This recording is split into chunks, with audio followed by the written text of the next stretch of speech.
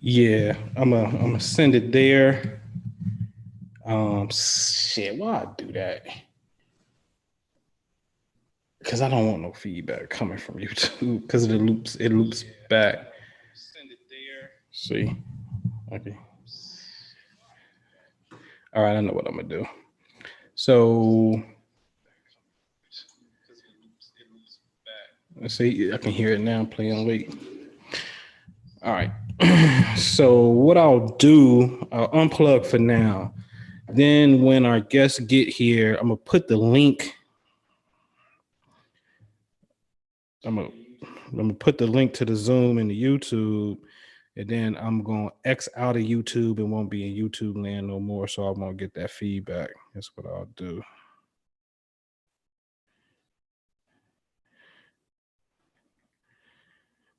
All right, Zigzagger, what up, man?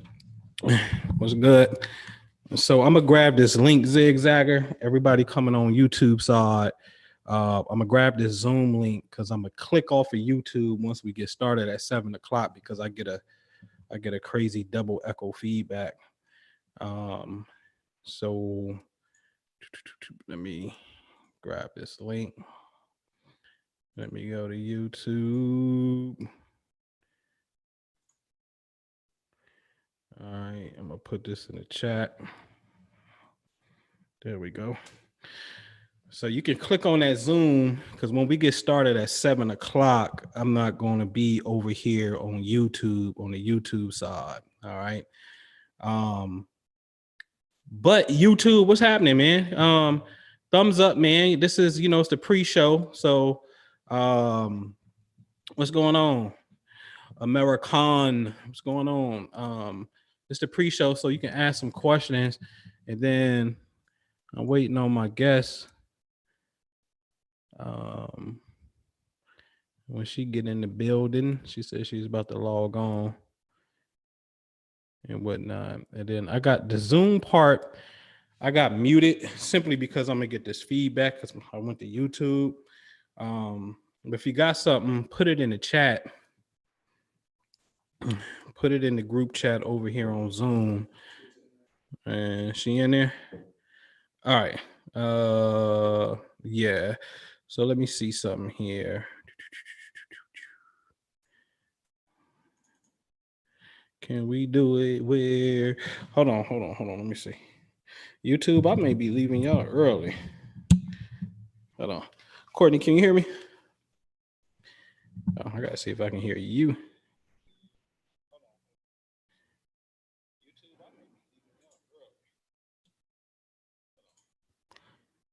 All right.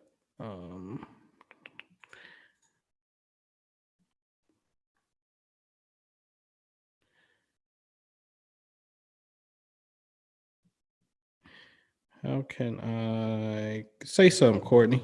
Let me see. I got everybody muted. Mute participants. Enable.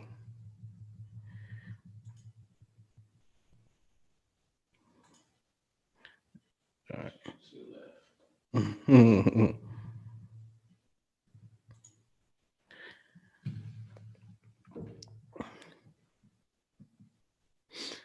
So I see you, Courtney. Can you see if you can unmute yourself though? Oh, hold on.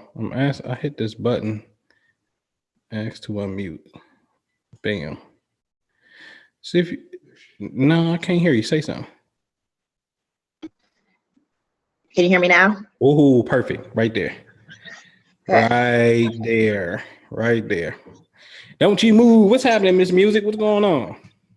Nothing much. How are you? I am doing well, man. If I can just stop cleaning out houses and get out that part of the business, I'll be doing great. But I'm doing good. What's up with you? Everything good? Yeah, I mean, everything's good. We are haven't been able to buy much recently. The prices are, crazy. But we've got so many projects we're working on, so it's fine anyways. Sweet. Yeah. We're gonna get into some of that. I just wanted to get in early to do a quick sound check. So I invited a few people. You're gonna make me do a pre-show and get some things going. Hold on one second. Let me check my YouTube people. Okay.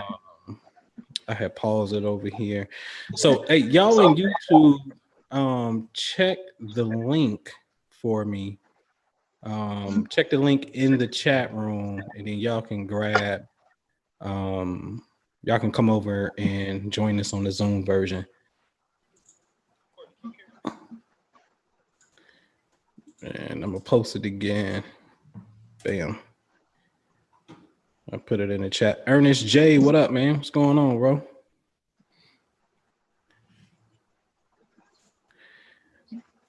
All right. So Zigzagger, if you are man, you ready to invest in real estate, man, you gotta definitely hear this conversation. And we give you some information for sure where you can get started, man. The Prosperity Group is still up on my other site, the Prosperity Investment Group. And then our new site is almost done. I've been busy on real estate stuff, but the FamilyWealthClub.com is coming. The FamilyWealthClub.com is on the way. Actually, the landing page is there now. We just dabbling with some things, about to update it. But you can still hit it from the ProsperityInvestmentGroup.com. Click on membership, and it's there for you, bro. All right. All right, what we at? 6:41. We super early.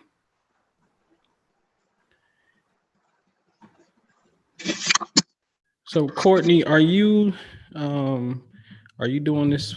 Are you full-time real estate? Are you still clocking a W-2? No, I'm full-time. Since for about 2 years. I started, I worked at Chase when I first started, and I did that for from 2014 to about 2018, and then that's when I left Chase, and I've been full-time since. Got you. Best decision ever. Oh, for sure. Absolutely, for sure. So I guess I'm gonna have to ask you some of these questions again when we officially get started at 7:00. That's fine. So for you, taking that entrepreneurial leap, right? Burning the bridge of no return. How was your exit strategy? Was it, okay, I can leave when I have 3 months worth of rent or mortgage put up? How much cushion did you give yourself before you did that full time? So I went part-time for a couple of years. So I've worked at Chase for a long time. I started in 2009, I think. And when I first decided that I wasn't going to do that anymore, I went part-time for 2 years. So about 2016, I went part-time, and I stopped living off the income. So I made it to a point where if I never have to touch this income, it just, when it gets deposited, can just go in the bank, and I can put it in the kids' college account or whatever I decided to do with it. When I got to a point where I never needed it, that's when I quit. At the time that I quit, I already had 10 rental properties. So I was able to live off of that income. I also have a fiance who, he helps, and he works as well. So that made it a little easier for me. Right. So with the 10 rentals, were they single family homes? Are they a mixture of some things? At the time, they were all single family homes, with the exception of one. One was a duplex. Okay. So you got one duplex, then you got 9 singles at the time that you quit. Correct. Okay, got you. And then how many years was it in the game in real estate how many years were you in real estate from that first property till you quit your job? From about 2014 to 2018. That was what it took for me to get to that 10. But so my first property in 2014, that's when I really kind of got into real estate. But that first property that I had was actually my first home that I bought in 2007. So then when I moved to the house that I live in now, that house, I bought that house for $20,000. So for, nothing back at a time when you can buy properties like that. Yeah. My dad and myself fixed it up. So I had no mortgage on that property because I paid it off quickly, like a car payment. Instead of buying a new car when I was young, I bought a house. Right. And so when I moved into the house that I had now, my mortgage was almost paid for by just that first house. So that was the best decision I had ever made. So while I didn't start attempting to acquire properties for the purposes of investments until 2014, 2007 was really the point that put me in a position to be able to acquire properties, because while most people are having a mortgage when they're, young and they're getting their first home, my mortgage was almost already paid for from that $20,000 house that I bought years before that when I was in college that me and my dad worked on together. Sweet. So is dad or any other family members in real estate before you? Yes, my dad has done real estate my entire life. He does not now. He says he's too old, which worked out well for me. He sold his properties to me. So that helped me get my first 10, kind of quickly. And he sold them to me on a land contract. So it worked out very easy for me. So your dad is Fred Trump. I wouldn't say that. Well, right. The reason I say that, he was a small time landlord in Columbus. He actually, it was something he did on the side. He's always had a regular job. He owns a roofing company. Real estate was never his main thing. So he just had a few properties on the side, and it just helped gave me a first start. And then on top of the fact that he was handy. So in the very beginning, I was constantly calling him like, this is broke. I need help with this. I don't know how to fix this. And so it helped me because I didn't have a lot of labor costs because he would never let me pay him. Right. And then now I don't call him at all because I'd feel bad. I have way too many properties. He'd be spending his entire life with my maintenance issues now. Right. So, but in the beginning, he was very helpful. Man, this is awesome, man. That's so dope. I can't wait till we get started in 15 minutes because the premise for the group that I have, private group, is called the Family Wealth Club, right? And I mean, the names I think should be self-explanatory. And the reason I said, "Oh, your dad did the Fred Trump," I think what Fred did for old Donnie Boy was great. He pretty much, in a nutshell, just allegedly made the children the bankers and signed the mortgage, was still paying the mortgage, and then agreed to pay extra on top of the mortgage. So that extra would start going to the family bank. So that would start to prime their mind for real estate and transactions and whatnot. It then eventually start setting up land trusts and then putting things into, the trust in the family's name and then get them going and whatnot. So that was awesome that your pops did that. How old are you now? Like, you still look young. So 23? What are you doing? No, I'm well older than that. I'm 33. 33 years old. Yeah. Wow. So you get your first house. How old are you? 2007. So I would have been, I was a little bit after 20, a couple of months after my 20th birthday. Okay. So you start cracking this at 20 years old. Wow. That's great. Already had a child. My son is 13. He's going to be 14 in 2 months. So I have 3 children. So I'm trying to do the Fred Trump thing as well. Yeah, to make sure that they're in a very good position. Absolutely. So with all 10 properties, were they all dads? And he said, "Okay, I'll sell you this one. I'll sell you this one." No. So the first one I bought, with the help of my dad. That's the house that I lived in. And then the next 3 were his. He had actually already started selling off before I realized that was what I wanted to do. So I bought his last 3 properties that he had. Yeah. So what was since you say I realized that's what I wanted to do, what was the aha moment in that process for you? In 2014, I had my house built, the house that I live in now. And my mortgage, this was before house pricing got crazy. So it was still, it was still a pretty good deal. My mortgage was only about $1,200, a little bit more than that for a brand new house.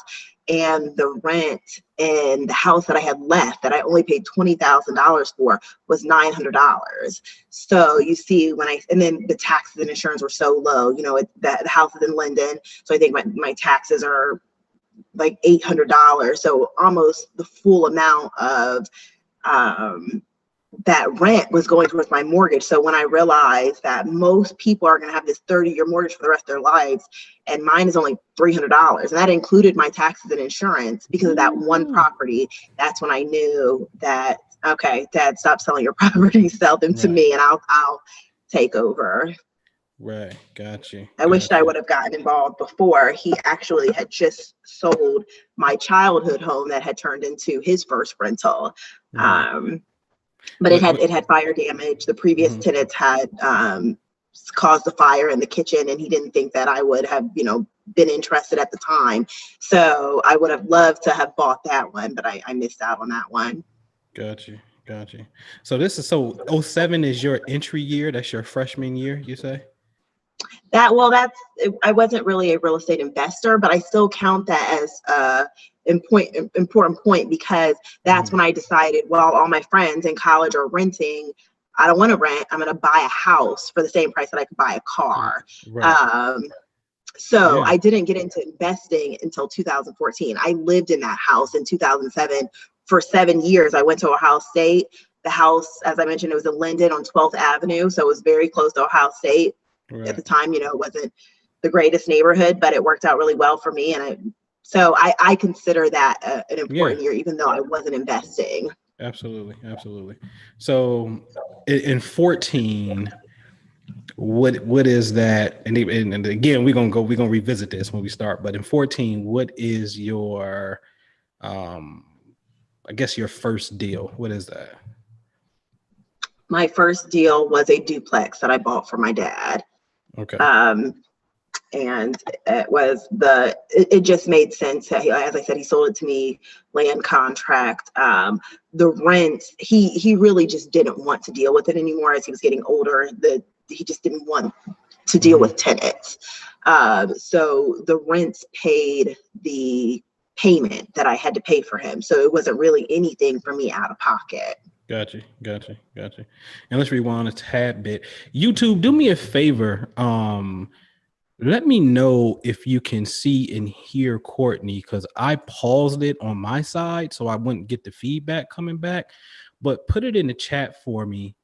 I think they are. Scientific Mystic. What up, man? I ain't seen you in a minute. He said alley-ooped his next generation. So that's a comment from dad to daughter that he threw an alley-oop pass to his daughter. Absolutely. But let me know in the chat, please, that you can see and hear Courtney, because again, I paused my YouTube so I wouldn't get the feedback coming back into my headphone. But let me know if you can. That way I don't have to totally exit out of YouTube. I can keep it paused and check on you on the chat. So when we get to Q&A, you know what I mean, you be with us and whatnot. So please let me know. It's usually a 1 minute delay, it seems like, from Zoom to YouTube. What did you study, Courtney, when you went to OSU? Economics was my major. I had a minor in political science. Okay. Honestly, I feel that college the experience is more about networking and developing, especially if you're not going to school for something specific where you need a specific degree to enter that marketplace, such as nursing, engineering, something like that.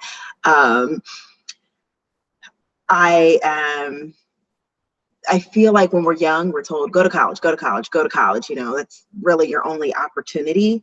I don't want to say don't for anybody who, is really wants to go to school, but I don't feel that it is absolutely necessary. And that might not be some people don't think that's the right thing to say, but I feel that traditional school teaches us how to be to join the labor force. It doesn't really teach us how to be entrepreneurs.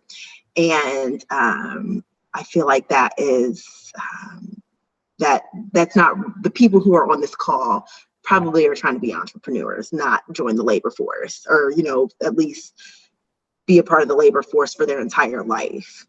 Yeah. Yeah, it's a crime, the miseducation. And I don't think it's, let me ask you this, right? Because since you got that political study as well, right? Do you think it's done purposely? Because, you know, when we come up, the miseducation of the black man, right? Or do you think the system in of itself is just archaic? It's old. We're babies. When you look at humanity, you can say, well, shit, we can barely even have a video conversation with no lag. It was typewriters not too long ago. Computers was obsolete. We just got to cell phones. So is the system in of itself old and outdated, or do you think it may be a little bit of purpose, systematic type of, you know, miseducation? I think that it is both. I think that first, a lot of things that are done because they've always been done that way.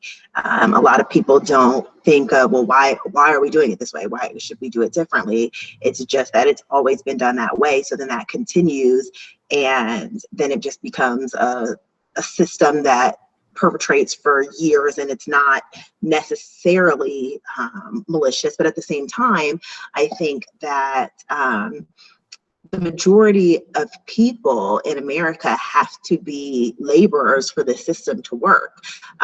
If you think about school and the way that they're taught, you're sitting at a desk and you are doing paperwork. And what does that remind you of? It's a clerical job. It is teaching you to conform, not to, you know, be an individual, not to be too busy like it takes to be an entrepreneur, but sit there and do clerical work. And that then translates to the workforce.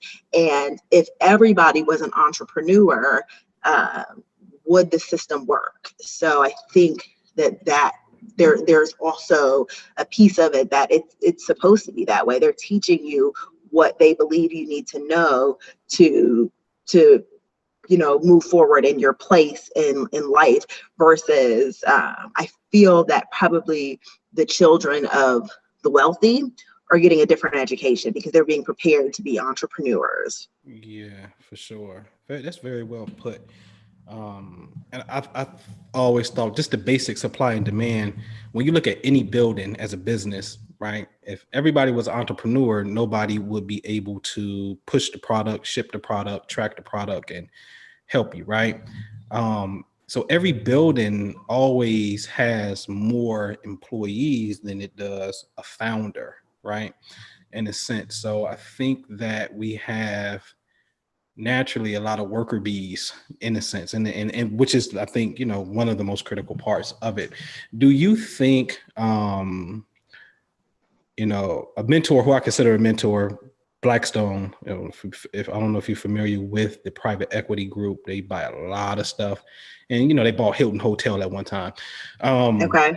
But Steven Schwarzman says that he believes that entrepreneurs are born, you can't make them.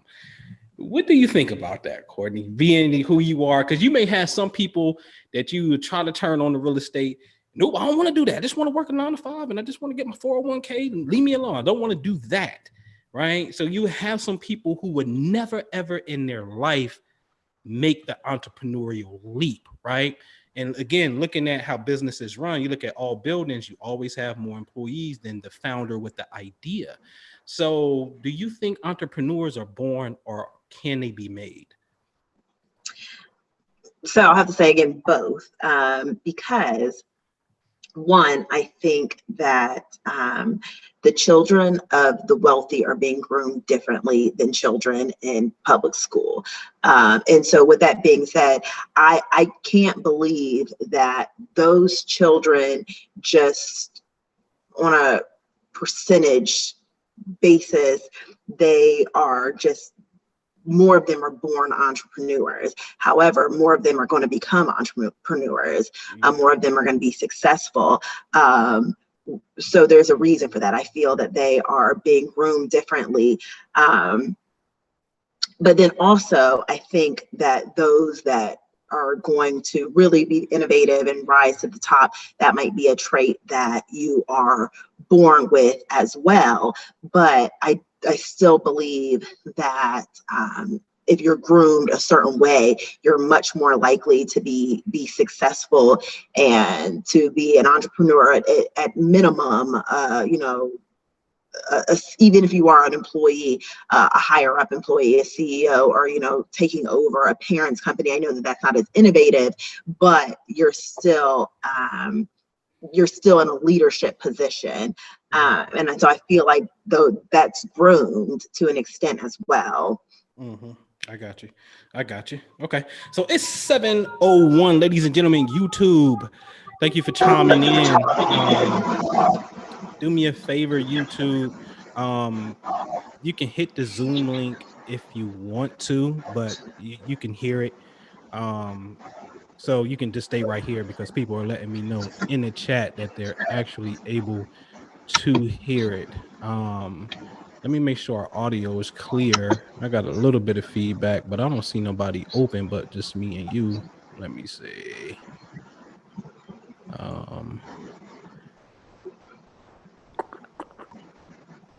Only Mike. Was that you, Courtney, that had a ambulance or something go past? Did you? I had a what? Did you have a fire truck go past? I think I did. That was here? I'm sitting in front of a balcony, so I have the door closed. But okay, no, that's all good. I just want to make sure our audio is clean. Okay, so hold on 1 second, y'all. I'm gonna be right back, and we get this party started. Hold on. We got another bottle of water.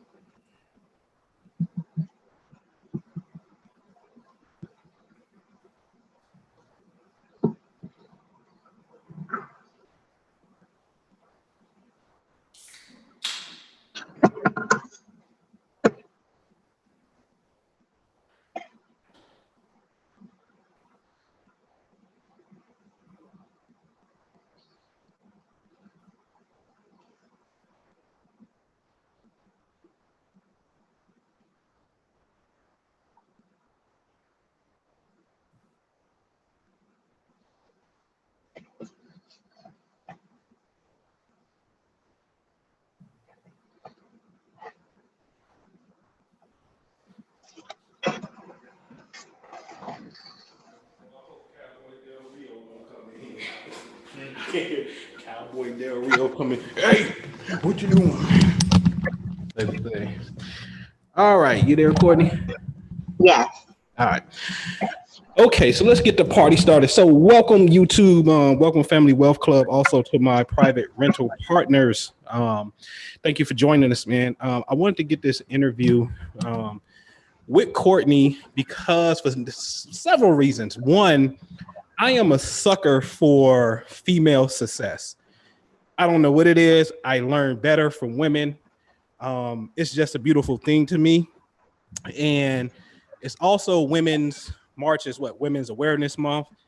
And I wanted to start this month off with just tapping into that feminine force, but showing you guys and girls success from the feminine perspective. So I want to start off with Courtney. Why Courtney is because we're in the same real estate space. And just to give you some backdrop, Courtney actually sold me my first rental property, unbeknownst to her. She put it on the market for sale. And one of my partners came and said, "Hey man, you better come get this house. It's only $24,000. You better do it." And then I said, "Cool." Even though they told me it was only going to be like $9,000 to put it back together, which was totally false, by the way. I mean, way off. I bought it, pulled the trigger on it. And when I went back, and obviously when you look at the, the HUD and the transaction, you can see who the actual owner / seller was. But later what would happen would be I don't know if you remember this, Courtney, but my Airbnb partner slash manager, Mm-hmm. Toya, had a duplex that she owned. Sticky situation because she had a 50-50 partnership with somebody for like over 10 years and they just couldn't get along. And we was going to, I marketed and I put it out there for sale and you gave me a call. Now I'm like, I remember this Courtney music properties and whatnot. And then later, with Henry on Barnett. You guys probably seen the video when I had my African guy and he's buying these fourplexes. We had an opportunity to buy 2 fourplexes, but his general contractor gave him some inflated numbers. He passed on the deal. Lo and behold, next thing you know, who owns the 2 duplexes now? Courtney owns them. So now he's telling me, hey man, I want you to see if you can get a hold of the owner. And I'm looking at, I said, oh God, man, you ain't getting these. She ain't selling. So this is Courtney. So with no further ado, I mean, I'll welcome Miss Courtney Music to the platform. Thank you for joining us. What's happening? Hi. What's going on? So give us a little bit of your backstory. You were born, then what? I'm from Columbus, Ohio. I've lived here my entire life. Went to Brookhaven High School. I don't know how many of you are from Columbus. Then I went to Ohio State University. I have a degree in economics and political science. And then I worked at Chase for several years before getting into real estate and finally cutting ties with corporate America. And now I am real estate full-time. Ooh. So she quit her job. She fired her boss. And shout out to Katrina in the chat. She's in the Family Wealth Club. Katrina is looking for her first deal. So I'm so glad that you came. So how did you get started in real estate? How was it real estate that allowed you to quit your job? So what was that first start like for you? So when I was a college student, everybody is buying cars. I'm sure you guys are all familiar with the term refund check when you're a college student. You're a college student and you're getting financial aid. And so you're getting like this lump sum every few months, and everybody's buying cars, getting into car payments while they're renting apartments that they can barely afford. And to me, it just did not make sense. So I decided to buy a house instead. And this was during the time where you could buy properties for very cheap. So I bought a property in Linden on 12th Avenue for the same amount that my friends were buying cars for, $20,000. My dad and we fixed it up ourselves. So it didn't cost us a lot to fix it up because we didn't have labor costs. My dad's already very handy. He's been in real estate for well before I was. So I had a house at the age of 20 years old, right after my 20th birthday, and I paid it off like a car. So I didn't have a 30-year mortgage. In 5 years, I owned that house. And then in 2014, when I had my job in corporate America, I'm a college graduate, I then go and have a house built. So this is my, forever home. And while most people who are having their dream home, they're either buying it or building it or whatever they're doing, they're, thinking about a 30-year mortgage and how much of their paycheck that's going to take. Because of that move that I made in college, that one house, because rents are, so much more expensive than mortgages, paid almost my full mortgage. So I got to keep almost my entire income from my job because I didn't have the mortgage that my friends now have, because that one house in 2007 paid the mortgage for my dream home, most of it. I would say three-fourths of it, two-thirds, something around that. My math is not the best. super dope. That's amazing. So with dad in real estate, let's be clear here. So for you, 2007 is your first deal for you in the sense of you finance, you get your own house and you pay it off early, right? And then 2014, 7 years pass. What's going on in that time? Is it like this corporate America for you from 07 to 2014? Yes. So, the first 2 years of that, I'm still in college. So as I mentioned, I got that house at 20. So I graduated from college at 22. And then from that point, I worked for a company called Lincoln Financial Advisors for just about a year. And then I moved on to Chase and I worked there. During that time, I'm just saving and I never really was a big spender. So I was just saving to, buy my dream home. I always wanted to have a really large down payment, and because I didn't have rent like everybody else, because I paid my house off, I didn't have the expenses that everyone else had. So then in 2014, when I bought my home, that's when I realized, okay, I want to do real estate, because I see that one decision in 2007 has really kind of set up my life. Gotcha. And what kind of deal is this first investment property for you? Is it single family? The Duplex? first investment property after moving into my home outside of, my 2007, my first home, it was a duplex that I purchased from my dad. He felt he was getting old, so he really didn't want to do real estate anymore. He didn't want to deal with tenants. So I was lucky in the sense that I was able to, get a head start. I bought the house from him, owner financing, and the rent honestly paid the mortgage. So it really wasn't much anything out of pocket for me. Gotcha. And what take us to your first deal outside of that, right? So now you got the duplex and you got owner finance, which means it's a land contract, and you're going to pretty much make dad payments, right? What's the first deal or the next deal after, outside of dad for you? So the next deals, I was really focusing in lending, because that's where the properties that I had at that point were. My first house and the properties I had gotten from my dad, I had heard through someone else that I knew that there was someone. They had two properties in London and they wanted to get rid of them. They were moving to Atlanta at this point because, as I mentioned, I had a full-time job, and I didn't really have much bills because my rental properties were paying my bills at that point. I had money saved. So I bought two houses from this person that was moving to Atlanta. He wanted to sell quickly. We closed like a week after we met. And those were on Aberdeen and 21st. So those were my first properties outside of my dad. And then from that point, now I've got this, small portfolio of, probably 6 properties at that point. But again, I also have this full-time job, and then the housing market started to change. So the house that I had built for myself in 2014, the value increased. And I had also put a crazy amount of money on the house because, as I said, during that period before I bought it, and I was just living in that house that I had bought for $20,000, I was able to just save because, Right. paid $20,000 for my house, no rent.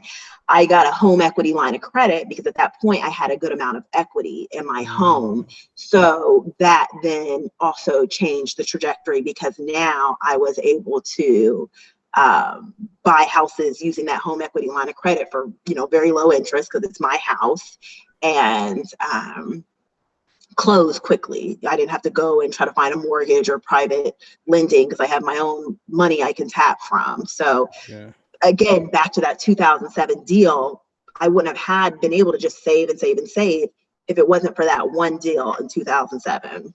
Gotcha.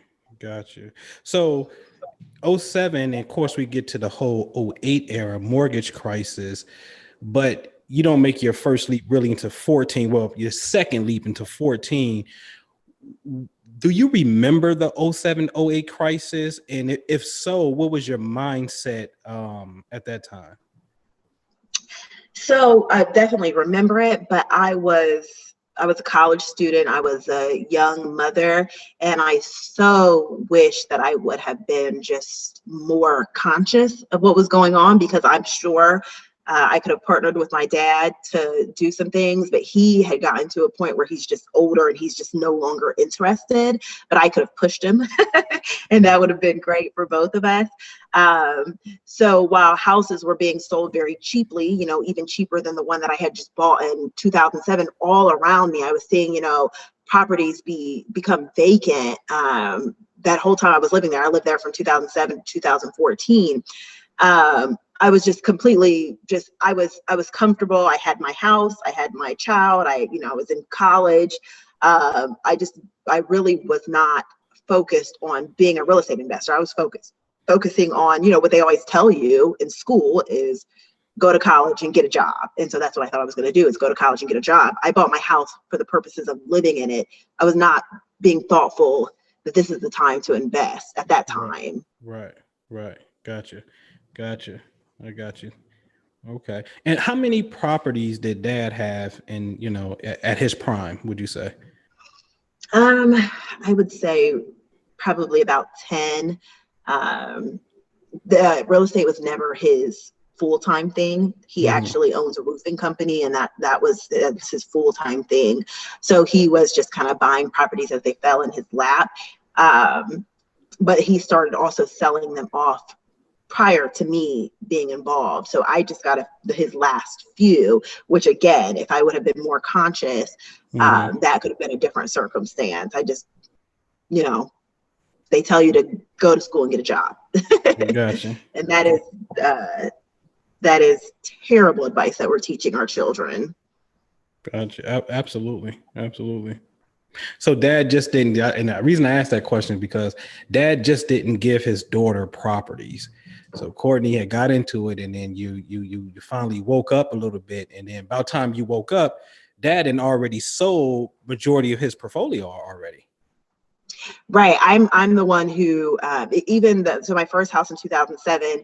I was a college student, so I don't have $20,000, but I was, getting a little lump sum check every 3 months of like $3,000. I had a scholarship when I went to Ohio State, so I was getting living expenses as well. So I didn't pay for any of that. Luckily, I was able to come out of school without student loans. Everything that I've done, I initiated. Because he's just from an older school era where, we talked a little bit before the time started, the Fred Trump thing. Not that, he wouldn't have wanted to do that if he would have been more conscious of that, but it just wasn't on his radar. He too felt that the American dream was go to college and get a job, which is interesting because that's not what he did at all. And he was very successful, but that's what he wanted for me and my siblings. So, and I think also at the time he thought that, because he did a lot of maintenance work on his real estate himself. So I just didn't think that he seen it as a thing that young women do. So it just wasn't on his radar to just start passing it down until I started saying in 2007, the first one, Dad, I want to buy a house. I don't want to rent. And then I said, I've got $3,000. Will you help me buy a house? I'll give you this, and then I'll pay you $3,000 more every 3 months, as I get my refund checks to pay you back. And then when he started selling the properties, and then I moved to my house in 2014, it was the same thing. Hey, Dad, why are you selling your properties? Can you sell them to me?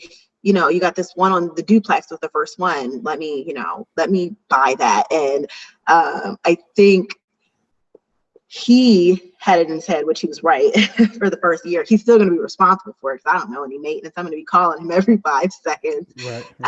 But as much as that wasn't what he wanted, he actually ended up being happy to help. And now I don't call him at all because it would be so much. I would be calling him every 5 seconds. So I have my own maintenance team, and he can finally go be old the way he wants to be. Right. That's amazing. You said something earlier, and I'm gonna get into that, the woman aspect. Your dad thought maybe that's something that a woman wouldn't get into, but I'm gonna get to that shortly. Now, let me ask you this: flipping versus cash flow, buy and hold, the renter's perspective, the slow drip, constant, consistent money coming in, or the flip big lump sum. Which one do you prefer? I am for rentals. I don't want to hustle and bustle my entire life. I feel that we trade our most valuable asset, which is our time, for money. And and we're taught that hustle, don't be lazy. I want to be lazy, honestly. And I'm not ashamed to say that because our time is valuable. So I want to retire on a beach by the age of 40 and do absolutely nothing. And so rentals are the way to do that because, you know, you'll get that income. I do some flips, but I only do it when I need the money. So to fund the rentals, because I also don't want to have a lot of debt. So I flip to buy rentals, and I hold everything that I can. And I only, I sell when I have no money left. Mm-hmm. That makes sense. So she's a cash flower, y'all. To give her the income over the expense of growth, because you have to do it all over again. You have to find a property. You have to deal with time to get it permitted and contractors, and hopefully they on point and one don't steal from the other one. Ask me how I know that one, guys. You know, it's a job for sure. Looking at a deal, right? What makes a good deal for Courtney? How do you know in the rental space if it's a good deal? The 1% rule, 2% rule? Like, what is it? What's a good deal for you? So I want to get a 12% return on my for any rental. So what I do is I add up, you know, what the cost of the, you know, so the cost of the house, including rehab, closing, all of those things. And then I'll take what the rent is going to be. And then I'm going to subtract the ongoing maintenance, you know, budgeting for turnover, taxes, insurance, those kind of things. What's left needs to be 12% of the purchase price on annually. I will vary from that if I think that I am going to be getting a huge return from an equity standpoint. So in areas that are the cost, you know, the prices are increasing, I focus a lot in Linden because I actually, you know, lived the first 10 years of my life in Linden, and then I lived from 20 to 27 in Linden again after I bought my house. Before my you know, dad became more successful. We lived, you know, right near the fairgrounds. And I always had this idea that these properties are so cheap, but you know how close Linden is to Ohio State, and Ohio State is growing. I think it's like one of the second biggest campuses nationwide. It used to be don't number quote one. me on that. Yeah, it used to be the number one largest campus. Maybe it's from a population standpoint, worldwide. I don't know. I'm not 100% sure, but I know that it's you know, it's up there. So, and I remember seeing them like open up 11th Avenue. So for some of you, this might not mean anything, because I don't know how many of you are from Columbus, but 11th Avenue used to be a one-way, and they opened that up to a two-way to make that more accessible to campus. And then that was connecting Linden and campus. And then I seen them doing work on 17th. And then I remember when the campus loop extended past High Street, and they started taking students to, I think it goes as far as 4th now. Are you from Columbus? I'm very familiar with Columbus Market. I'm sorry? Yes, ma'am. I'm not from Columbus, but very familiar with Columbus. Okay. So when I seen that my whole childhood, because I, you know, lived in the area. So when I started getting into real estate, I felt that I had this idea that these properties are really, really cheap now, but one day they're going to be worth so much more. So for that kind of thing, I'm always conscious of that, and I will go below the 12% rule for that. But for the most part, I like to be very, very close to that. I don't go too much. And the Linden thing, I was right about. All those properties that I was buying for $20,000 to $30,000 at the most, Linden has went crazy. And now, you know, I just sold one for $150,000 a couple of months ago. So, wow. In South Linden or North?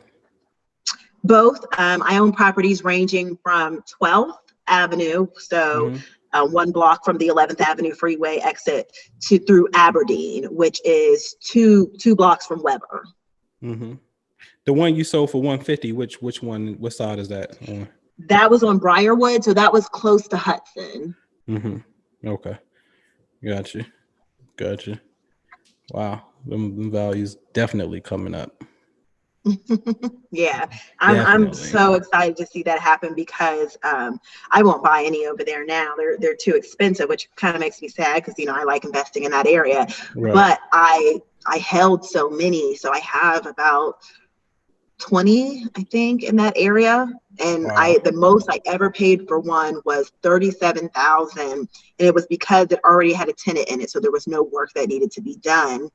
Wow. And now they're all worth, I mean, a minimum. Even my 2 bedrooms probably. I actually only have two bedrooms in the area, but Mhm. I'd say 80,000 at minimum, not even being completely fixed up as a rental. Yeah.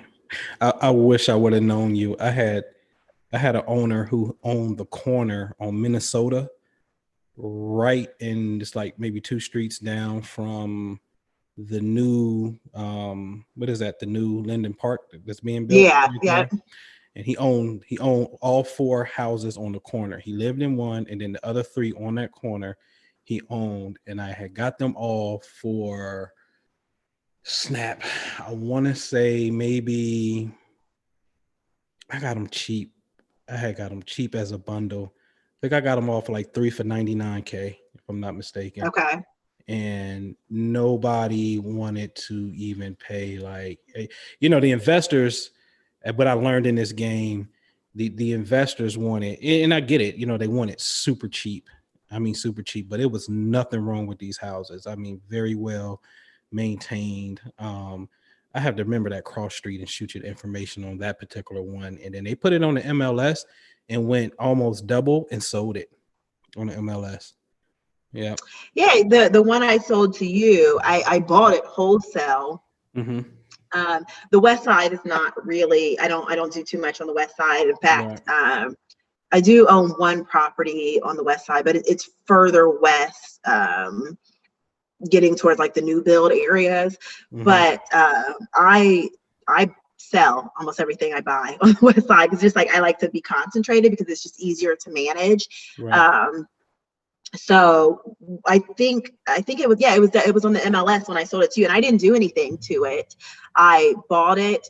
Donald changed the locks for me, Mm-hmm. put it on the market, and sold it a couple of months later at an inflated price just because we put it on the MLS. Yeah, just because it was on the MLS. Yeah. Do you remember what you paid for that? 14,000. You paid 14. I paid 24 for it. I think I'm 56 all in on that property. No, 60. Okay. I'm about 60 all in on that property. New roof, new siding, termites tore that floor up once we bust that. Really? Oh my God, it was crazy. I actually only walked through it the one time before I bought it, so I don't even really remember that much about it. Yeah. But I just remember it was not a wholesale deal. Actually, it was an owner listing on Zillow, and I seen it. I set my Zillow up to where I am alerted for any new property. So I know that they're there within a minute. And so I contacted the owner within like 10 minutes of him listing it. So I think I'm the only person he showed it to. Sellers are so easy to work with. There's no realtor involved. Yes, right. And as I said, I don't really work on the west side, but it was so cheap. I knew that even if I don't want it, I can just turn around and sell it for even if it's just a small profit. So it was just worth it to buy it. So anytime I'm usually buying on the west side, it's with the intentions of immediately selling it. Yeah, well, let me know, because I'm looking for the cheap stuff. And I get we rent that one right now for 9. Let me see. I may be confusing that property with another one. What am I getting for that property? We get 13 for that one. I think we get $950 maybe for that. And remember, it was only a 2-bedroom. It's very small. That's good for a 2-bedroom. Yeah, very, very small. But it had a nice garage back there. But yeah, I get $950 for that one, if I'm not mistaken. And the value of that property has since, as you know, because Columbus in itself is just bubbling, the value of that house has doubled since the time I purchased it from you. So, that's everywhere, especially the closer you get to downtown. I mean, it's been crazy. It's good and bad. I'm excited about it. I'm so excited to see the equity in the properties that I have go up. But at the same time, I haven't been able to buy anything. I won't pay these prices. Right. I mean, maybe if I was going to do some flipping, but for a hold, like there's just no money to be made. right now, and buying them as rentals at these prices. Right. Have you been successful in finding deals No, recently I'm that to not. hold? Listen, in that market, absolutely not. Right. We are wholesaling our behinds off right now.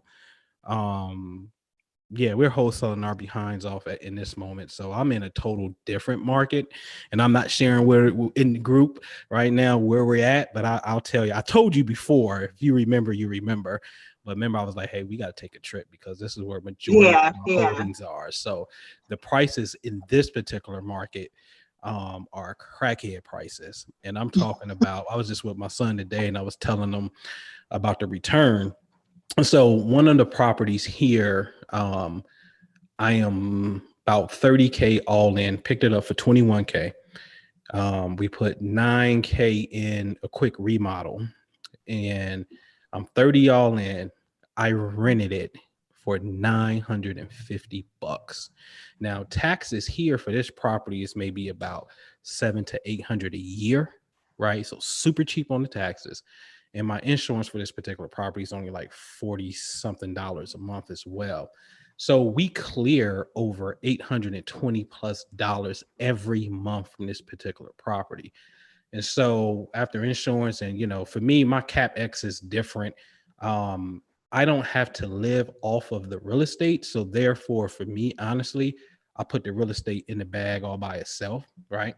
And so everything is just, waiting for the acquisition or empty to come along in a sense.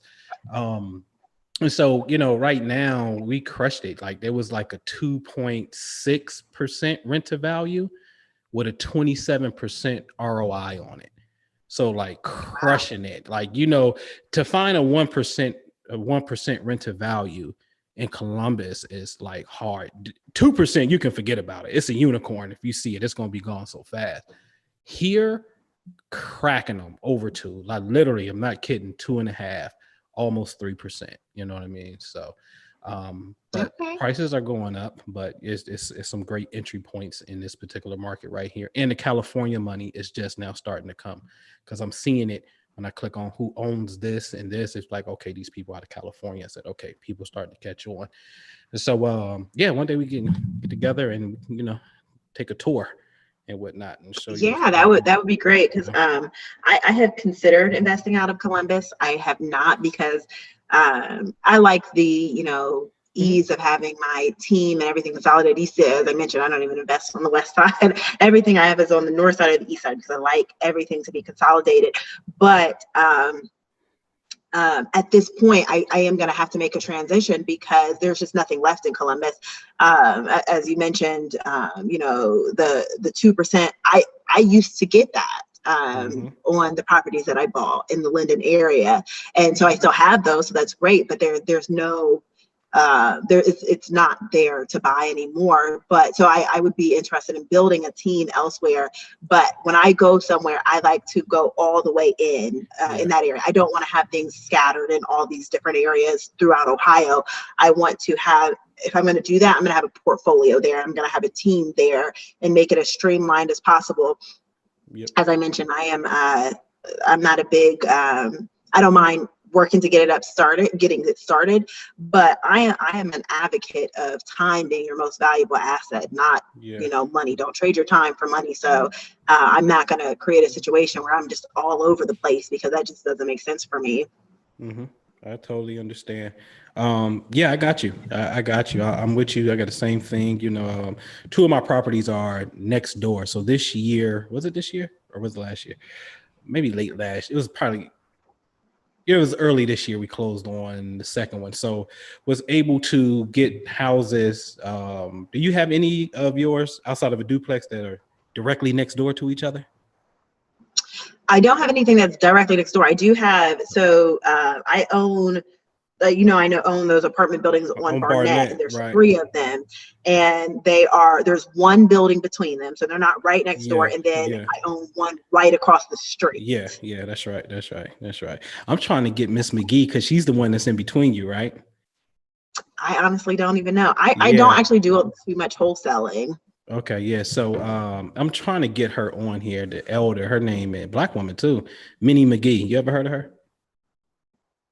I don't think so. Yeah, Was she yeah. a realtor in her Yep, previous yep, days? yeah, I yep, do know who yep. she is. She used to own the I Charlie looked her Barn. up once because she was buying properties a long time ago, and I thought that was interesting as a Black woman to be doing that because there just wasn't that Yep. opportunity in like 70s and 80s, so for Black women to be doing that. But I also then noticed that she used to be a realtor, so yeah, I do know who she Yep, is. yep. She agreed to come on, so I'm gonna see if we can lock her in this month and definitely get you the link to her and whatnot. But Okay, yeah, I would definitely like she to say owns the hello. bit. I've never She spoken with yeah her yeah before. yeah. I talked to her a few times. She owns the building directly next door to yours. Yeah, Okay, yeah, that's yeah, cool. yeah. So And it's vacant, so yeah, it's been vacant forever. She's been on that block since like '07, I think it was. okay. Yeah, she's been on that block for a while, a very long time. Yeah. So when it comes to management, what do you do? Do you outsource to a third-party property management that's collecting the rents, or are you doing it yourself? I do the management completely myself. I find that it's not really that time consuming. I have a maintenance team that is very reliable. So, when they send me maintenance issues, I just immediately send it over to my maintenance team. My maintenance team contacts them, schedules it, lets me know when it's done. I try to do mostly Section 8. So collecting rents are not difficult when it's Section 8. I have not always tried to do mostly Section 8. So some of my tenants who have been there for a very long time are not Section 8. And I never had issues with that until the pandemic. So that has been time consuming and kind of draining. But for me, managing it is not very time consuming. I still get my freedom to do whatever I want. I'm actually out of town right now.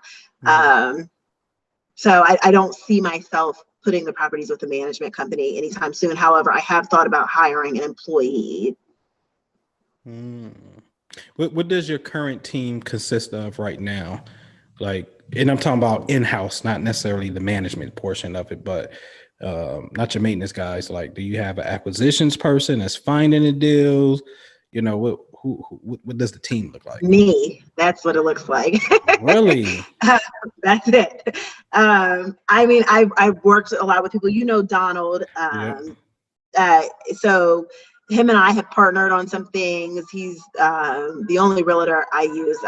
Donald is great. I mean, he's so helpful. But outside of that, I network with people. I have, I've made it a point. I'm sorry, there's an ambulance going by, so it might be a little loud. I've made it a point to get to know a lot of the wholesalers in Columbus. I used to go to the wholesaler meetings, just to, let everybody know, hey, I'm buying properties. And so I know a lot of wholesalers who will reach out to me and let me know when they have deals. But obviously, those are just, third party people. I do everything by myself, with the exception of the maintenance. I completely manage. I completely am responsible for acquisitions, for, deciding, what we're going to sell, what we're going to keep, any tenant issues. It is a one-man show here, one-woman show. Wow, that's amazing. That's really amazing.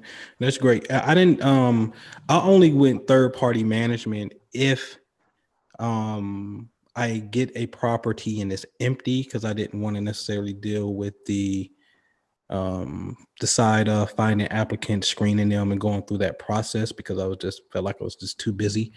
But if I inherit a property, buy a property with a tenant, I'll manage it myself. So I've been more on the self-managing style.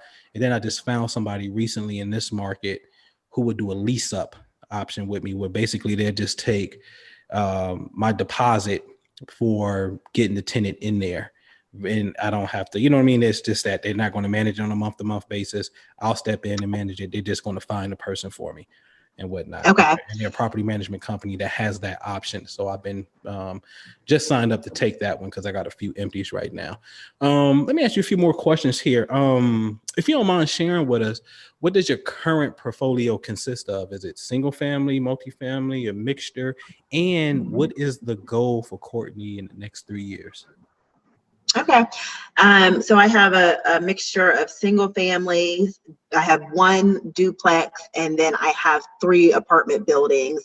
It is a total of 33 units between all of those. And my goal is to have 100 by 40. So, as I mentioned, I want to retire on the beach somewhere. I like buy and hold. My long-term goal with that is I'll get the rents, but then also get a portfolio line of credit. And so in addition to the incomes from the rent, then I will be a private lender with the portfolio line of credit. And I will, make the difference between what I'm charging investors and what I'm paying the interest for the portfolio line of credit. So that'll create 2 different streams of income. As I mentioned, I have children. My son is going to be 14 very soon. So he does my runs with me. I guess maybe he's my only other in-house person. He's my little partner. I want to teach my children to take over, and hopefully they will continue to grow the portfolio. But I would like to at least leave them with 100 to get started. I've almost always done single family until recently, and I acquired the 3 apartment buildings. That is my interest right now. I would still do single family, but I am pursuing apartment buildings at this point. Yes, man. That's all I'm listening to. I am listening to nothing but apartment investing podcasts like crazy. That is it. Because I realize that it's going to take a lot of single family homes to get to the financial things that I want. The goals that I have and the financial appetite that it's going to take to satisfy that is apartment buildings. And yes. And I don't know if you've heard that office space is going to become an obsolete thing in the near future. With COVID, companies are realizing that, it's more efficient and cheaper to have employees working from home. And so there's going to be a massive amount of office space that's vacant. And a lot of apartment gurus are starting to talk about how can we turn these into single families. So those are the kind of things that I'm listening to right now. Trying to make sure that I am able to be in a position to be involved in that wave and partner on some investments, because those are going to be obviously larger investments. So right now I'm working on our apartment buildings, and what I would like to do once those are all rented out with my 33 unit portfolio is attempt to get a portfolio line of credit. And hopefully with that, I'll be in a very good position to acquire some of these larger buildings that are, office buildings that we can turn into residential. Yeah. Yep. I see the play. Absolutely. I had lunch with a guy who was on the podcast, and he was up in Lima, and I tracked him down and we went to have lunch with him. And he told me about a banker, because we was finding issues with, a bank that was going, or even hard money, a person that wanted to, if your value of your property is like 50, 75,000, it had to be at least 100K for them to play, right? To do a refi. And I'm like, well, shit, I got this cheap product, but it cash flows like crazy, right? But I can't find nobody to step in. And I met this guy. I've seen that too. Yeah. And he gave me this guy to say, hey, we give you a portfolio line of credit. I think you pay $500 per property for the appraisal. We tell you what the value is, and we give you a line of credit. You treat it like a credit card, and they only charge, if it's more than 100K and up, they'll charge you whatever the prime rate is on the Wall Street Journal and 0.5%. So if the prime rate right now is 3%, then they charge you 3.5. If it's 100,000, if it's less than 100K, then it's prime plus 1. And I was finally found, and it's amazing. 10 years. So yes, it's a 10-year term, right? But shit, they give you 10 years to go ahead and, use it how you want to use it. And so I'll definitely share that resource with you if you need it, for sure. Yeah, that would be great. That's definitely what my focus is right now. As soon as I get these apartments up and running and rented out, that was going to be my next step, is because as I mentioned previously I've kind of worked mostly on my home equity line of credit of my own personal home, which has been great. But obviously, there's no way for the equity in that to compare to the equity of a portfolio of 33 Right. units. That's right. That's right. That's a monster. So as a woman, let me ask you this. Have you experienced any obstacles, and or is it easier since men, I think, are easily swayed by the feminine? So I will say mostly dealing with contractors. So for the women who are listening, you need to know what things cost. Contractors assume that you do not. And they have attempted to charge me significantly more for things that I also know, because a lot of contractors I get through other people, who do you use for this? I have a solid team now, and it took me years to create that with people that I can trust, because a furnace, they assume you don't know what you're talking about. They assume that you're just a little woman, and they want to tell you every single time something is wrong that the furnace or the hot water tank needs to be replaced versus being repaired. That is extremely costly. If you're replacing a hot water tank and a furnace more often than you need to, then you're going to completely wipe out your profit margin. In addition to, sometimes it is going to need to be replaced. You need to know how much it costs. I don't feel like I run into much. Fellow investors have been so helpful. Wholesalers. I don't feel like I have ran into anything there. I haven't really dealt too much in the financing space because I've always been able to do my own financing with my home equity line of credit for the most part. I have done a couple of subject twos and land contracts, but I don't feel like I've ran into that at this point. Ask me again in a year and I'll tell you, if I feel differently.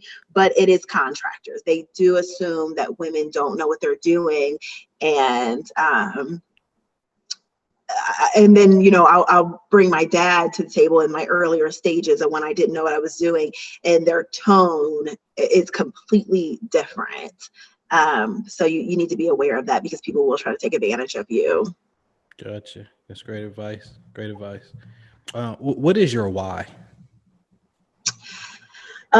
So as I mentioned, I feel like we're taught in school, we're taught when we're young, go to school, get a job, and then you spend all these hours trading your labor trading your time and labor for money, when they're making well more money. Your employer is making well more money off of your time and labor than you are, and you don't get that time back.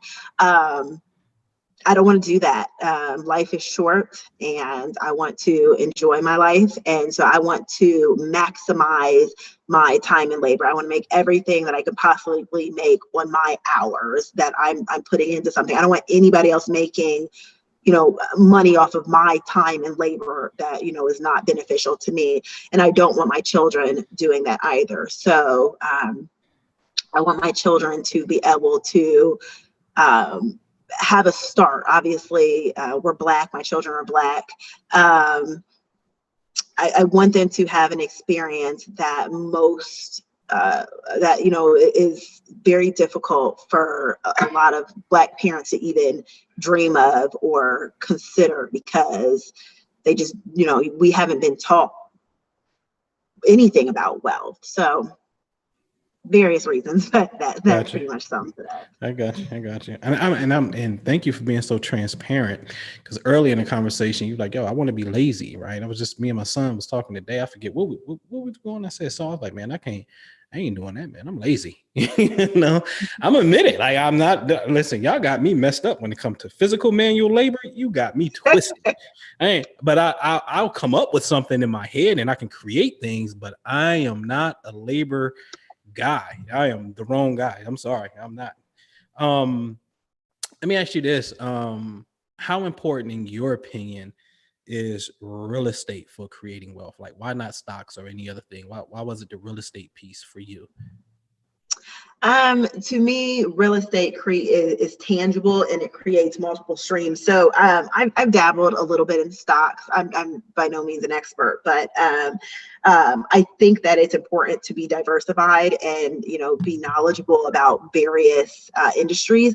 However, with real estate, there's so many different strategies. So how do you possibly go about funding your stocks with stocks? I mean, I'm sure that there's some way, but it didn't come to me.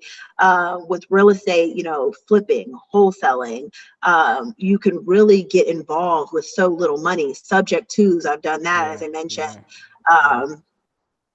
Tapping the equity of my own personal home. I started with my $3,000 refund check in college, and then it can grow into something that it's hard to imagine that you were able to grow this from so little.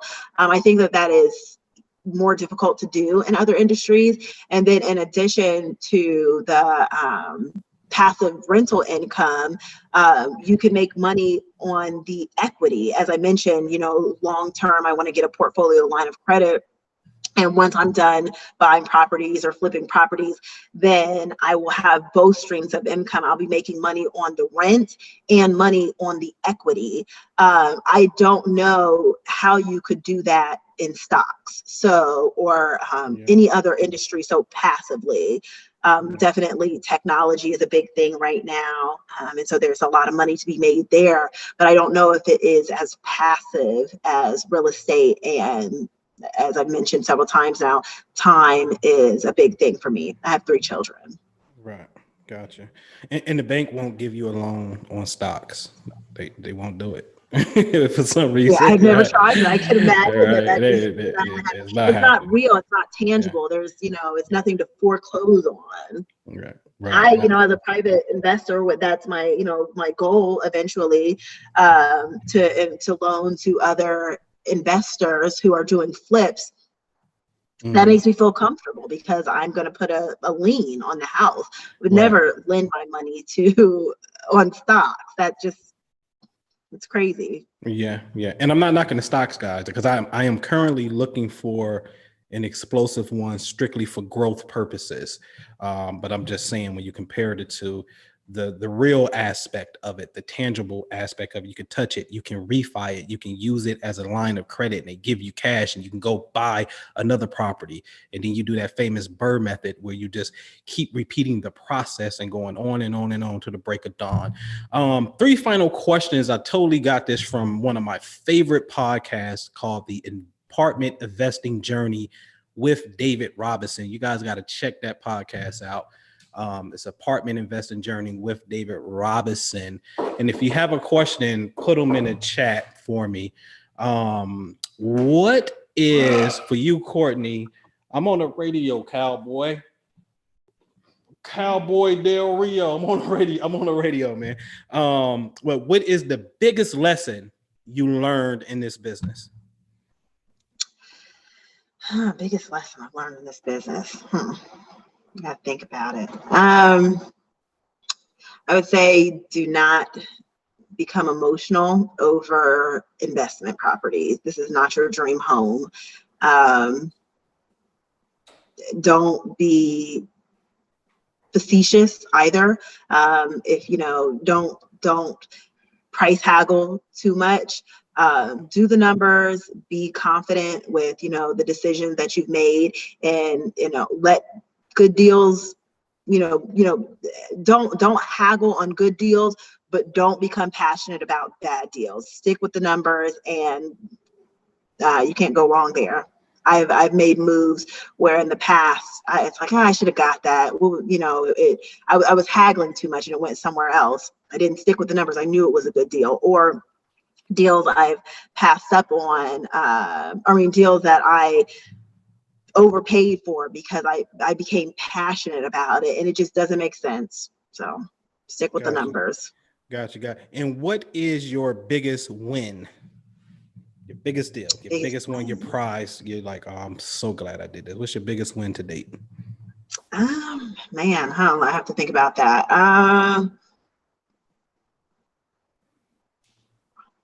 I'm going through all of my deals in my head. I think the apartment buildings, that has not become profitable yet because we're still working on them, but it's just such an exciting thing to enter a new space. And they're all right there together, and we bought them. Yes. I mean, I bought them right all there together. So it was like it all happened at once. I was doing single families, and then when the pandemic first occurred, there was this panic that led people to sell properties for cheap. And I was just in a good space and I was prepared for it. And so I was able to get both of those 3 apartment buildings back to back. And I feel like that, that in addition to the 2007 house that I lived in, those 2 things were the 2 most important things that are going to, what's the word that I'm looking for? Just kind of transform my life into where I'm going. So 2007 being just a small little $20,000 house, but it changed my life. It made a big deal for me. And now the apartment buildings, I would say both of those equally are the biggest wins for me. Yeah, I can so see that for you as well. So let's say we're talking about she owns 3 fourplexes where it's like it's her building, then it's an empty building somebody else's, then it's her building again, and then directly across the street is one of hers. So so for you, what happened with that one, Courtney? Did you buy one and then you said, "Oh, these are 2 empty ones, let me try to contact the owner," then you bought them all at the same time? Or did you own one and then went after the other 2? The first one that I bought, the wholesaler on that deal was a person who's done a home inspection for me before. So he knows that I buy properties. So he reached out to me and let me know that he had a property to wholesale. And so I bought that one from him. And then I was really excited about it. I was like, and there's all these vacant properties in that area, but there's so much potential. They're brick buildings.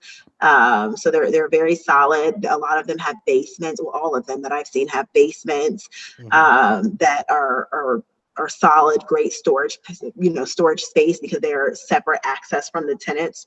Right. So it just seemed like, a great opportunity to try to invest in that area. My fiance actually one day drove over there and wrote down addresses for me. And he just said, here, I got all of these addresses. They're all next to your building, within a block of your building. And he doesn't do too much with real estate, but he's excited for me, so he, so I started marketing to them, and those 2 came up. The second 2 that I bought are from the same owner. Right. Gotcha. Okay. Was those straight cash deals, or were they land contracts? The 2 that you got together. Cash. I use my home equity line of credit, which is why I don't know if I mentioned it since the podcast started, but I discussed at some point, maybe it was previous when we were talking, the house that I sold for $150,000 in Linden. So I use as I mentioned, I only sell when I need to. So I use my home equity line of credit to buy those buildings. And that's what led me to sell that, because I don't like to keep debt. So I paid off my home equity line of credit. I also borrowed a little bit of money from my aunts. So I kind of just pooled my family together. I got a little bit from my dad, a little bit from my aunt, and then some from my home equity line of credit. And my aunts are excited to be a part of it. My family's from Oklahoma. So they're very small town people, but so they've never been involved in anything. They're working people, but they're people who work and save their money. So they got money in the bank that they're never going to spend because they believe in never spending a dime, just small town people. So they're excited to be a part of something. I pay them a little bit of interest, and it's better than they would get on a CD, and they would never invest in the stock market because they're just not those kind of people. They're not comfortable with that. Right. So, but yeah, I raised the money just, with me and, a few family members. And then when I sold the house, I paid off all that debt. And yeah, so no debt on them. that's Gotcha. exciting. Guy, it is. It super is. Right? So here's my final two questions. And if you have one in the chat, ladies and gents, go ahead, put it in the chat. But my final two will be this. What is the best advice you can give to someone just starting? And I'll save my last one. But yeah, what's the best advice you can give to someone just starting? So someone just starting, what I would have done if I would have been more knowledgeable about real estate when buying my first house is take advantage of an FHA multi-unit loan. You can get an FHA loan for up to 4 units. A lot of people don't realize that. And so your rent, I mean, your mortgage is going to be paid by those other tenants. So do that. And I mean, I assume if you're on this call, you're probably already involved in real estate education. You're probably already involved in your local RIA group. I grew so slowly prior to joining our local RIA group, CoRE. And then once I joined CoRE and started networking with the wholesalers, things seemed to take off overnight. I went from 10 properties to 33 today in a matter of a few years. And so networking is a big deal, and take advantage of the FHA multi-unit. Absolutely. House hack that thing, right? Yeah. What is the one book or / something that you listen to, maybe a person in a sense in this space on the educational purpose that you just led to, that is your personal fave and eye opener? So let me think. So this is going to sound generic because really everybody says this, but Rich Dad, Poor Dad is one. Everybody reads that. And the reason for me that one is important is because I have children, and I don't want to teach my children to be clerical workers or employees. And I think that family wealth and generational wealth is so important. And so that is one. But there's another one, and I'm looking it up right now because I just read it. I read it about a year ago, and the principles with it have stuck with me, but it's also about family wealth. Give me just one moment. Okay. I don't remember what it's called, but it's about life insurance and trusts. Sound like a family bank. That's one. I got one. Yes, it is about a family bank, and you kind of discussed a little bit when you were talking about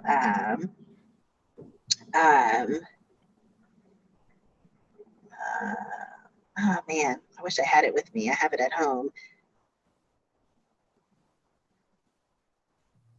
It was such an amazing book. I wish I could remember what it was called though. But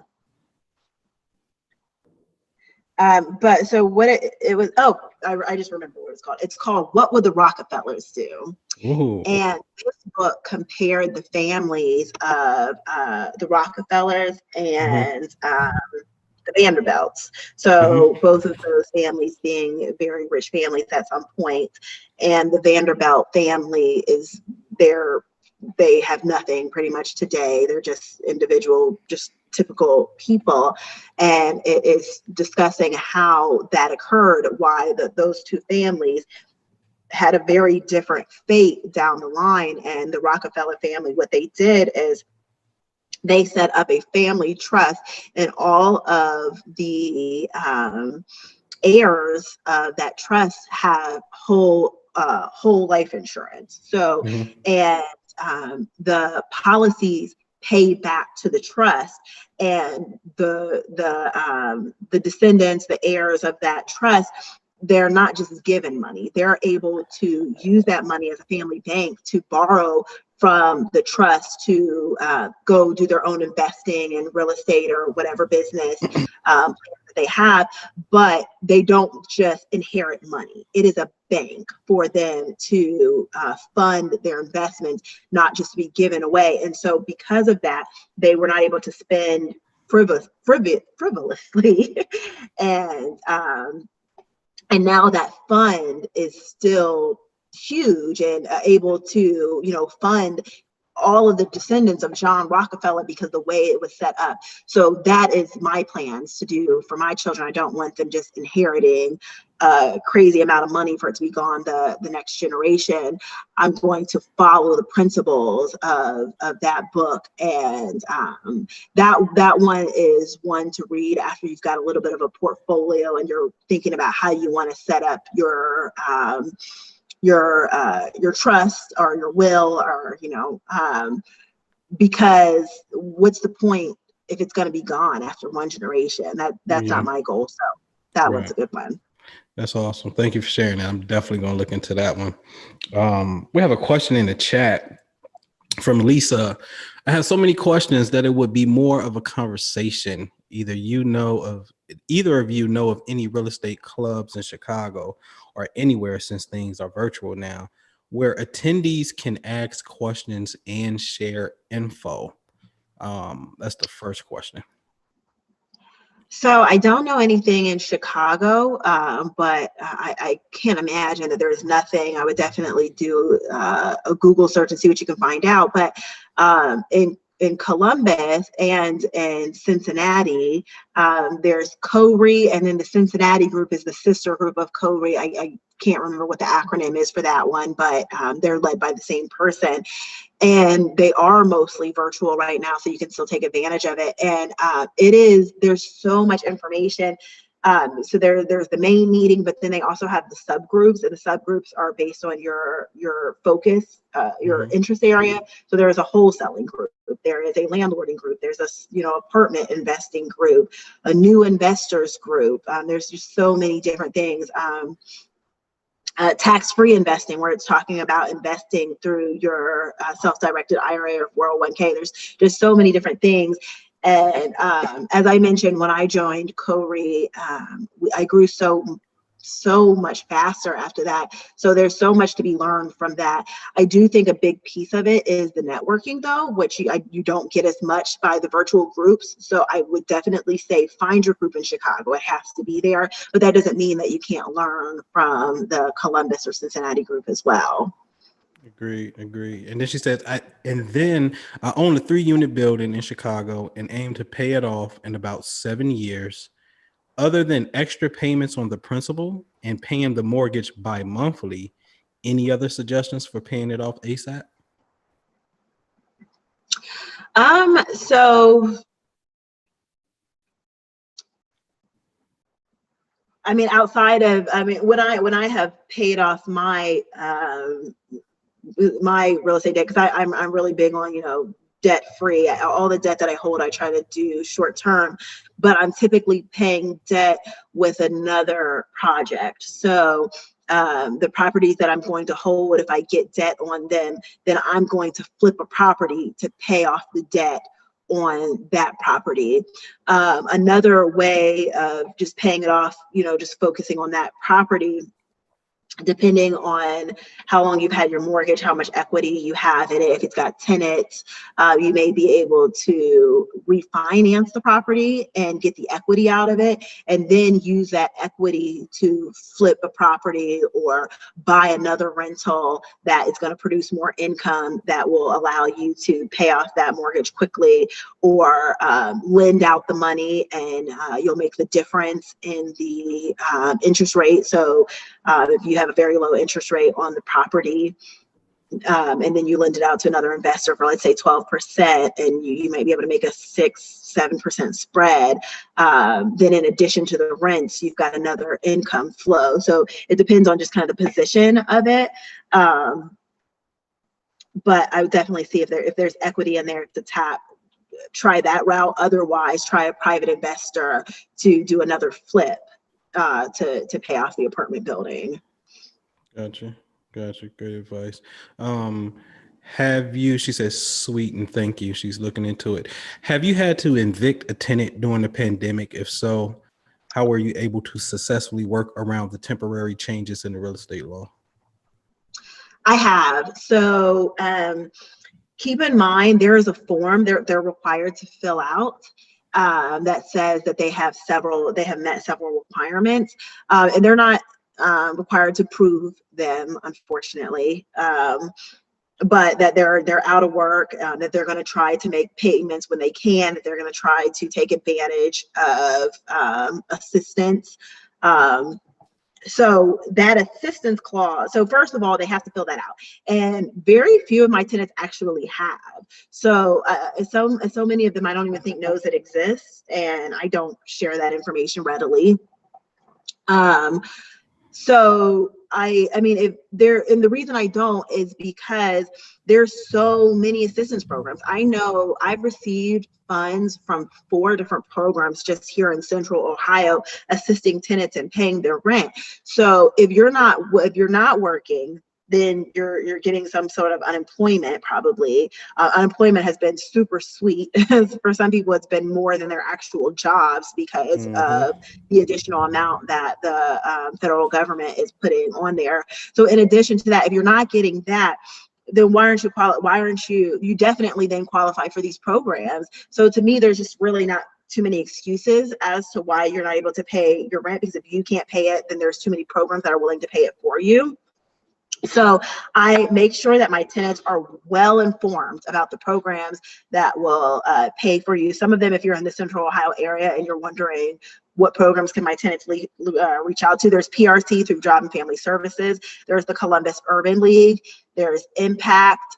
Impact is a great one because a lot of them, like PRC, for example, has a $1,500 limit. I just got a check from Impact for like $4,000 because the tenant was pretty far behind. So I don't know what Impact's limit is, but I have not gotten to a point where it's been less than what the tenant owed. So it's some large amount, and they work quick. They're much quicker than PRC. So to me, if you have not utilized these programs, then you're not meeting the agreement to the affidavit that you've signed. It says that you will utilize programs. So I'm going to say to them, you've signed this affidavit, you haven't reached out to this program, I'm giving you an eviction notice. And then so that would be something that, you know, we'd have to discuss in court. But I haven't gotten there with a person that's given me an affidavit, because then they use the programs because they know that they're not meeting the requirements. So one person that I did actually evict, they didn't give me the form, and I think that they were ready to go anyways. The rent had increased over the years, and I just think it had gotten to a point that it was just really no longer in their range that they were looking for anyways. So the pandemic just made them take advantage of it. But I think that they were probably going to be giving me a notice to leave if that pandemic never happened. So they didn't even fight it. They were just, you know, eviction, and they left. And they were actually super cool about it, left the house clean and nice. And so. How long did it take you to get from filing the eviction to being in court? I would say about 40 days. This happened. So the first eviction stay happened, and I think they lifted it in like, I don't know, like July or something around that then. So I had filed it around that time. And so I would assume that there were more evictions that needed to be heard at that moment than in other moments, because there probably right now, there's not a lot of people filing evictions because there's that eviction stay in place. But at that moment, that's when it had lifted and it hadn't yet been renewed. In the past, when I have filed an eviction, it's about 3 weeks before the date of filing it in your court date. And that's prior to the pandemic. This took about 45 days. I don't think that's terrible. Right. Gotcha. And he followed up with that, said, what if there is no long-term lease agreement? If there is, then it is business as usual. So this is actually going to be interesting in the coming months, because all of these people who have, you know, been able to not pay rent because of the eviction stays, the pandemic started a year ago. So all of these leases should be up or coming up very soon. You can remove a tenant for no reason at all. Keep in mind, you guys, it's not legal advice. So please speak with your lawyer. But I have recently given a tenant a non-renewal, and just, we're not renewing your lease, no longer on a lease. I don't need to evict them for any reason. I don't need to have a reason for not renewing their lease. I don't have to explain it.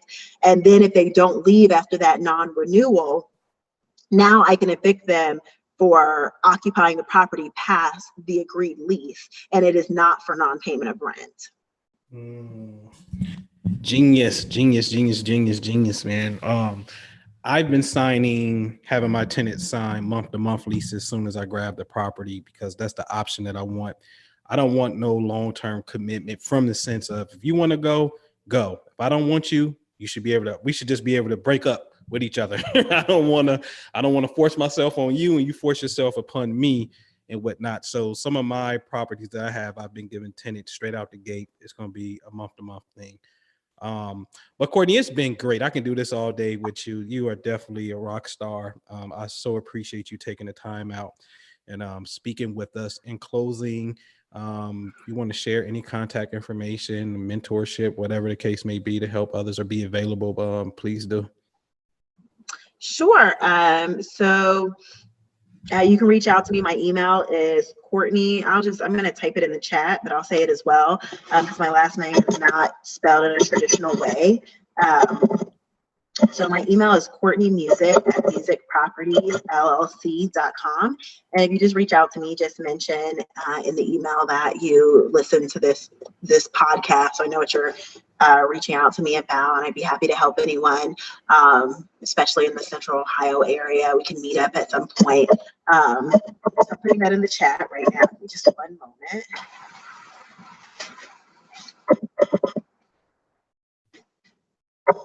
Okay, so you guys should have it. I'm not too big on social media or anything like that. I know I need to do better with that, advertise myself, but that's going to be the best way to reach me. Right. I'm starting to be the same way, in a sense, because all the guys I listen to, my mentors, I don't necessarily desire to be this iconic figure. And my mentors are busy in the field doing deals and getting rich.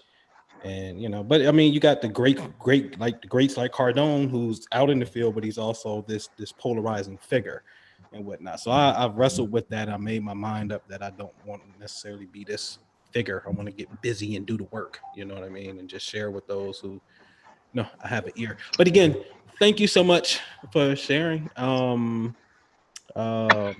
You can close us out if you want to, Courtney. I can do this all day, but you can go ahead and close us out. Great. Thank you guys for joining and listening, and reach out to me if you have any questions. I'd be happy to help. So